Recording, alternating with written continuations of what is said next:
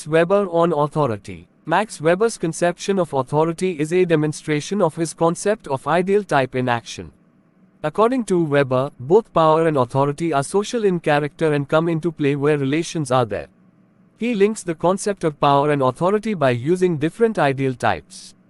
Max Weber defined power as the chance of a man or a number of men to realize their own will in a communal action, even against the resistance of those who are participating in the communal action.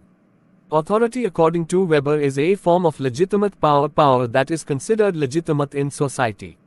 Weber identifies three sources of legitimacy: tradition, rationality, and effective or charisma, and on the basis of these, he developed three pure types or ideal types of authority. Max Weber also develops concept of authority as an ideal type.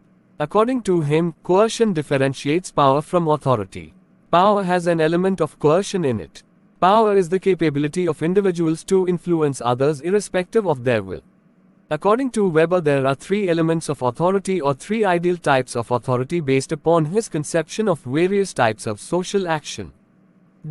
Traditional authority. Traditional authority, it is that type of authority that stems out from traditional social action authority based on beliefs, customs and values. A leader comes to power because his family or clan has always provided the group's leadership. Weber has used ideal type methodology to analyze historically the different forms of traditional authority, differentiated between two very early forms of traditional authority. Weber says structures of traditional authority in any form as barriers to the development of rationality. Weber argued that the structures and practices of traditional authority constitute a barrier to the rise of rational economic structures, in particular to capitalism. Charismatic authority. Charismatic authority, this is the result of personal qualities of the person who exercises it. It corresponds to effective social action. To Weber, charisma was a revolutionary force. The rise of a charismatic leader may well pose a threat to the system and lead to a dramatic change in a system. This type of authority becomes more pronounced in times of crisis and turmoil, when other types of authority seem to be failing and new forms of authority are needed. According to Weber, a charismatic system is inherently fragile.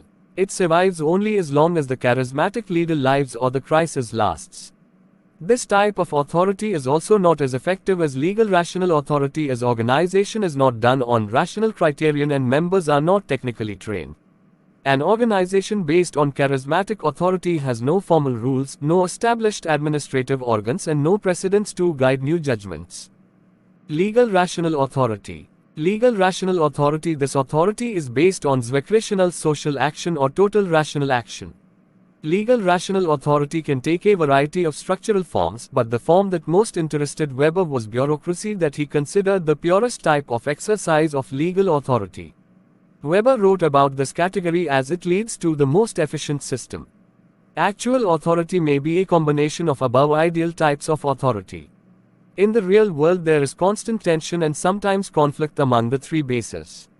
The charismatic leader is a constant threat to the other forms of authority.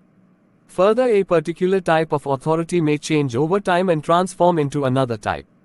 Weber refers routinization of charisma and traditionalization of rationality as examples of such transformations.